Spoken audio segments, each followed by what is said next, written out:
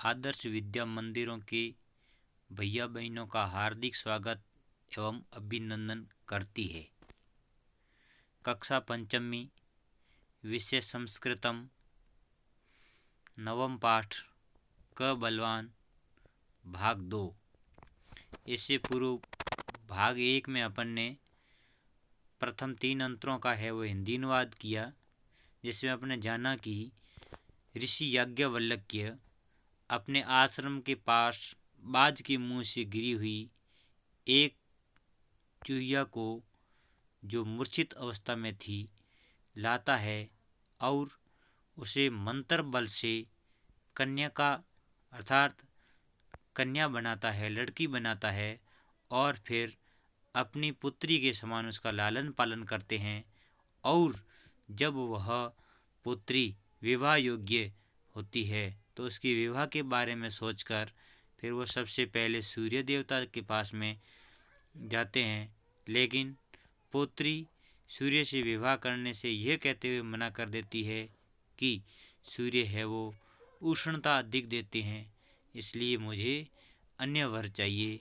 फिर ऋषि देवता है वह उस बाद ऋषि देवता है जो उसको बादल के पास में ले जाते हैं, और बादल से भी वह इनकार कर देती है कि बादल का वर्ण है वह कृष्ण है, काला है। और इससे आगे क्या है आज अपन पढ़ेंगे। जब बादल का वर्ण है वो कृष्ण है ऐसा कह देते हैं तो ऋषि है वो बादल से ही पूछ लेते हैं कि हे बादल, आप बताइए मेरी पुत्री के लिए योग्य वर कौन हो सकता है। तब बादल कहता है कि यद्यपि मैं सूर्य को आसाध्य ढककर बैठ जाता हूँ, तथापि वायु है वो मुझे शस्त्र भागों में बांट देती है। अर्थात अपन देखते हैं कि सूर्य की जब उष्णता बहुत तेज होती है, लेकिन जब बादल आते हैं तो उसको ढक लेते हैं। ऐसा तर्क पहले आया था अपने कि सूर्य से है वो बादल श्रेष्ठ है, क्योंकि बादल सूर्य को ढक लेते हैं। परंतु बादल ने यह तर्क भी दे दिया कि मैं है वो सूर्य को ढकता हूँ, सही बात है, परंतु हवा है वो मुझे हजारों भागों में बांट देती है। अर्थात आपने भी देखा होगा कि जब बहुत अधिक बादल हो, सूर्य देवता दिखते नहीं हो, तब भी जब हवा आती है इधर से तो बादल थोड़ी देर में गायब हो जाते हैं। इसलिए हम पता कर सकते हैं या जान सकते हैं कि बादल की अपेक्षा हवा बलवान है, और बादल ने भी यही कहा। अतः बादल ने कहा कि वायु है वो मेरी अपेक्षा बलवान है। ऋषि वायु को बुलाता है, परंतु पुत्री वायु को भी नहीं चाहती इष्टवती परंतु पुत्री वायुमपि न इष्टवती, पुत्री वायु को भी नहीं चाहती है, और वह कहती है इतो अपि बलवान क अस्ति, इससे बलवान कौन है, ऐसा कहकर वो उसे टाल देती है।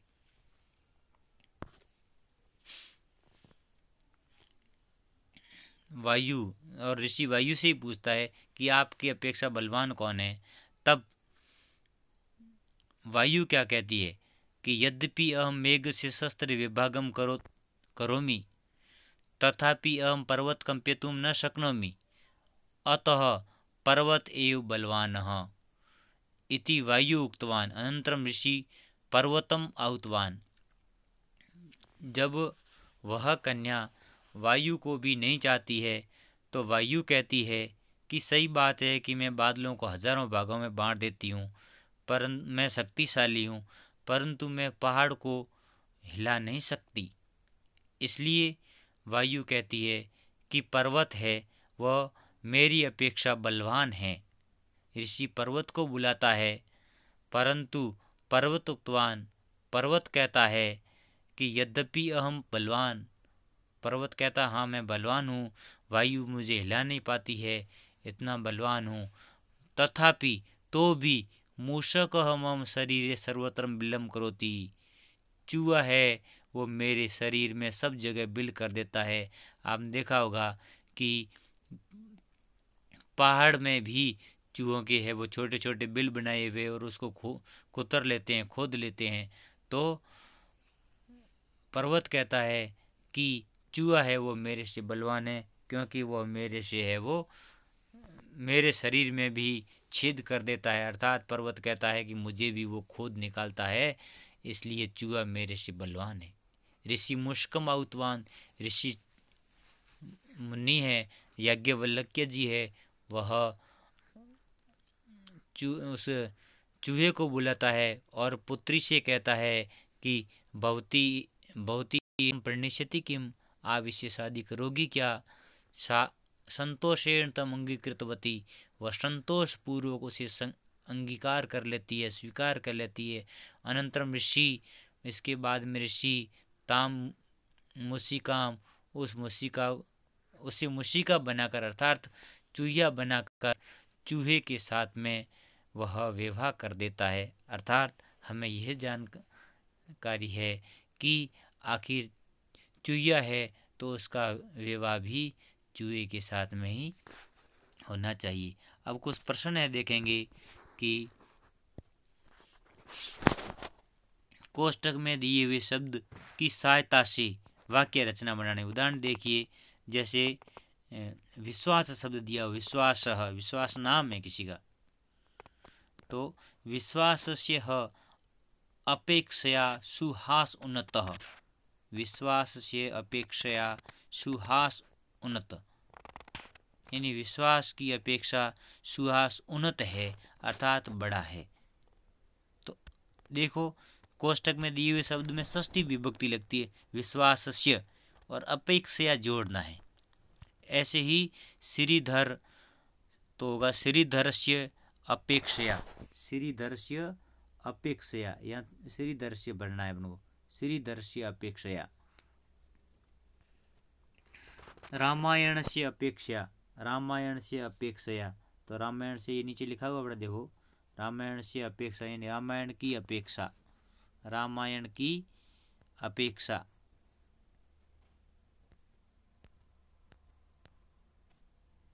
रामायण की अपेक्षा। तीसरे विद्यालय से अपेक्षा यानी विद्यालय की अपेक्षा। नगरम शब्द है नगरस्य, चौथे में देखिए नगरस्य अपेक्षा यानी नगर से अपेक्षा।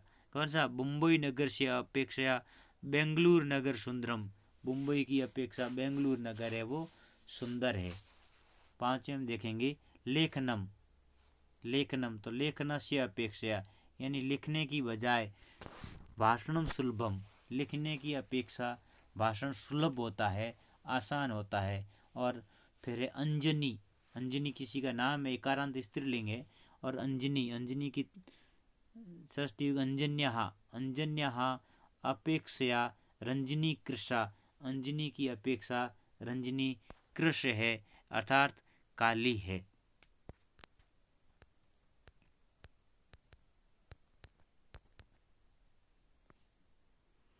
और इसके बाद दूसरा अभ्यास प्रश्न और है, ये दोनों प्रश्न आपको गृह कार्य में करने हैं। इसमें दिया हुआ है कि अत्र वाक्य द्वयम लिखितम अस्ति, यहाँ दो वाक्य लिखे हुए, ध्यान से देखना, दो वाक्य दिए हुए हैं और तद अनुसार उसके अनुसार एक वाक्य करके लिखना है। एक वाक्य कैसे करना है, दो वाक्य दिए हुए हैं, जैसे उदाहरण के लिए था स निर्धन दानम करोति, पहला वाक्य स निर्धन यानी वह गरीब है, दूसरा वाक्य दान करता है। दोबारा सुनना, वह गरीब है दान करता है, पहला वाक्य, और दूसरा वाक्य वह गरीब है दान करता है। दो वाक्य, वह गरीब है पहला वाक्य, दान करता है। इसका एक वाक्य होगा यद्यपि वह गरीब है तो भी दान करता है, विशेष होगा ना, भाई धनवान है दान करता कोई आम बात नहीं, लेकिन गरीब होने पर भी दान करना, ठीक है। तो पहले इसमें ध्यान ये रखना है कि पहले वाक्य की शुरुआत में यद्यपि रखना, फिर पहला वाक्य पूरा लिखना, फिर पहले वाक्य के जो बीच में पूर्ण विराम है उसको हटाना, तथापि जोड़ना। अर्थात पहले वाक्य की शुरुआत में यद्यपि रखना आपको, दूसरे वाक्य की शुरुआत में तथापि रखना, पहले वाक्य के अंत में जो पूर्ण विराम है उसको हटाना। तो नंबर 1 अभ्यास देखेंगे कि मम अस्वास्थ्यम अस्ति, यानी मेरा स्वास्थ्य ठीक नहीं है। भवत्या गृहम आगच्छामि, आपके घर आ गया, आ रहा हूँ। मेरा स्वास्थ्य ठीक नहीं है पहला वाक्य, दूसरा है आपके घर आ रहा हूँ। तो क्या होगा, यद्यपि मम अस्वास्थ्यम अस्ति, यद्यपि मेरा स्वास्थ्य ठीक नहीं है तो भी मैं आपके घर आ रहा हूँ। दूसरा, स सम्यक पठितवान, वह ठीक प्रकार से पढ़ा, परीक्षायाम अनुत्तीर्ण अभवत्, वो ठीक पढ़ा, परीक्षा में अनुत्तीर्ण हो गया। वह ठीक पढ़ा या अच्छा पढ़ा, परीक्षा में अनुत्तीर्ण हो गया। 2 वाक्य तो देखो विशेष है, क्योंकि ठीक पढ़ा पास हो गया तो फिर उसमें होता नहीं, लेकिन यहाँ थोड़ा हटके है। देखो कि वो ठीक पढ़ा और परीक्षा में अनुत्तीर्ण हो गया, तो इसका होगा यद्यपि वह ठीक पढ़ा तो भी परीक्षा में अनुत्तीर्ण हो गया। तो यद्यपि तथापि, यानी यद्यपि स सम्यक पठितवान तथापि परीक्षायाम उत्तीर्णम अनुत्तीर्णम अभवत्। तो इस प्रकार से है, हमको है वो इनके 6 वाक्य है ये बनाने हैं। इसके नीचे देखा मैं लिखा है पहले कि प्रथम वाक्य की शुरुआत में यद्यपि, दूसरे वाक्य की शुरुआत में तथापि जोड़कर प्रथम वाक्य का पूर्ण विराम चिन्ह हटा लेना है, शेष वाक्य यथावत रहेगा। तो ये आपको है वो इसका अभ्यास करना है।